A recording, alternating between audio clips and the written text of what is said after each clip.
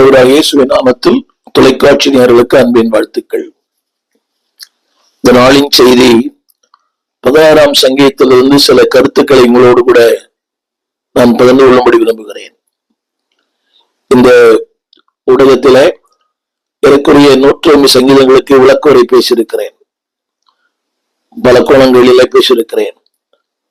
வேதத்தினுடைய சிறப்பு என்னவென்றால், ஒவ்வொரு நாளும் அது வித்தியாசமான அர்த்தங்களை நமக்கு வெளிப்படுத்துகிறது. ஒரு வைரத்தின் தன்மை என்னவென்றால், ஒரு வைரத்தை நீங்கள் ஒரு மூலையில வைத்து ஒரு மேஜையில வைத்து விட்டு எந்த திசையிலிருந்து பார்த்தாலும் வித்தியாசமான நிறங்கள் தெரியும். அதான் வைரம். It always shows different colours. அப்படியானால் இந்த வேதம் வைரத்தை விட மேன்மையானது. எனவேதான் சங்கீதக்காரன் சொன்னான், அநேகமாயிரம் பொன்வெள்ளியை பார்க்கிலும் more than gold and silver.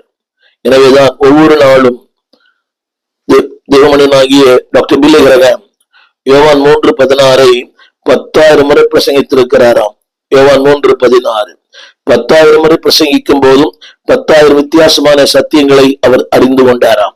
எனவேதான் ஒரே வசனம்தான், ஆனால் அதனுடைய கோணங்கள் வித்தியாசம். ஒவ்வொரு தேவ மனிதர்களுக்கும் ஆண்டவர் கொடுக்கிற வெளிப்பாடுகள், ஒவ்வொரு தேவ மனிதரும் அவள் புரிந்து கொண்ட சத்தியம், அவர்கள் உள்வாங்கின சத்தியம், இல்லை என்றால் ஆவியானவர் கற்றுக்கொண்ட சத்தியத்தை ஒவ்வொரு தேவ மனிதனுக்கும் எல்லாருக்கும் ஒன்றுதான்.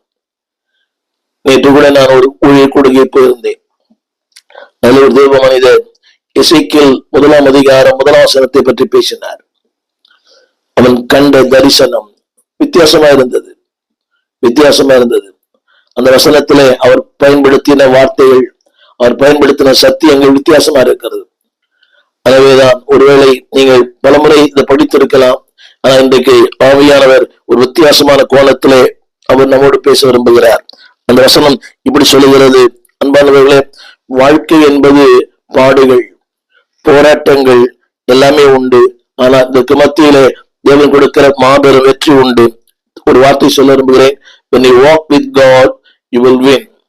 தேவனோடு நடக்கும் போது வாக். இரண்டாவது, when you walk with God you become a winner. தேவன் நடக்கும் போது வாழ்க்கையின் எந்த போராட்டங்களும், எந்த பிரச்சனைகளும், எந்த சூழ்நிலைகளும் உங்களை ஒன்றும் சேதப்படுத்த முடியாது. எனவே ஆவியானவர் சொன்னார், ஒன்றும் உங்களை சேதப்படுத்தாது. இது படிப்பதற்கு